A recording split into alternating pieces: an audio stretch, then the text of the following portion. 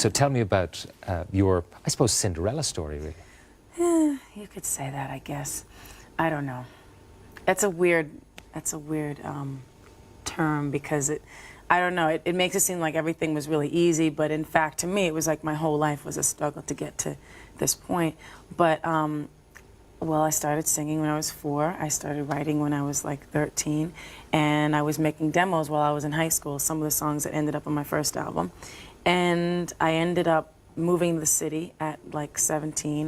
My brother paid for my first demo, and I lived with one of his friends, a girl. She let me stay in her apartment, and I lived in this little loft, like the size of these 2 benches right here, really small, little tiny thing above her kitchen.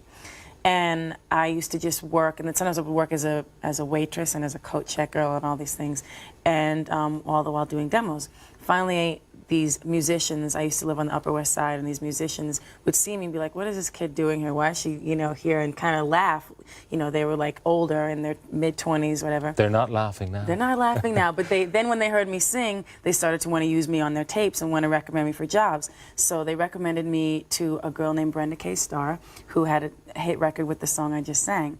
And one of her backup singers had quit. And I went and I auditioned, and she really liked me, and she gave me the job. I auditioned with that song, and that's why I remade the song, because it's kind of like in tribute to her.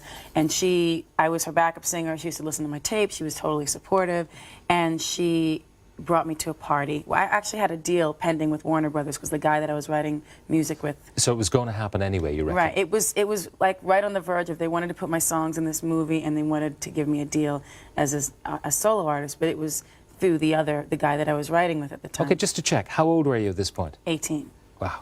So he and I had this other deal going on, and then Brenda was going to take me to this party, so I was like, I don't know if I'm going to go. I don't really need to go, blah, blah, blah. But I went anyway. So I had all her clothes on except her shoes. Her shoes didn't fit me. My feet were too big for her shoes. So I had this little mini dress on and all this stuff, and then I had like these really ugly sneakers with thick socks. It wasn't very sexy.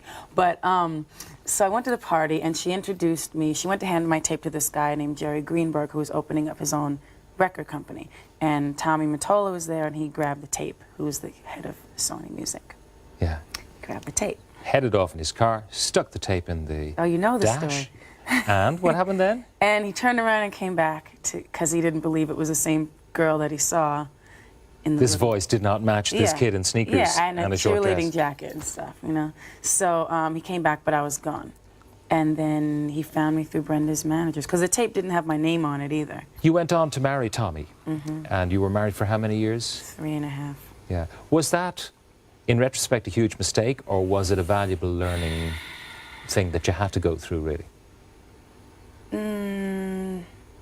Well, I think I've always had issues about marriage, because I never really understood, because most people that I saw, most people's parents were divorced, like that I knew growing up. So I just never wanted to get divorced. So I said, why get married if you're just going to get divorced You can't get divorced if you ain't married.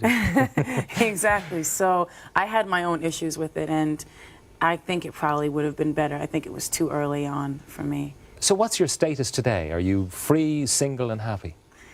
Yeah, basically. I think so.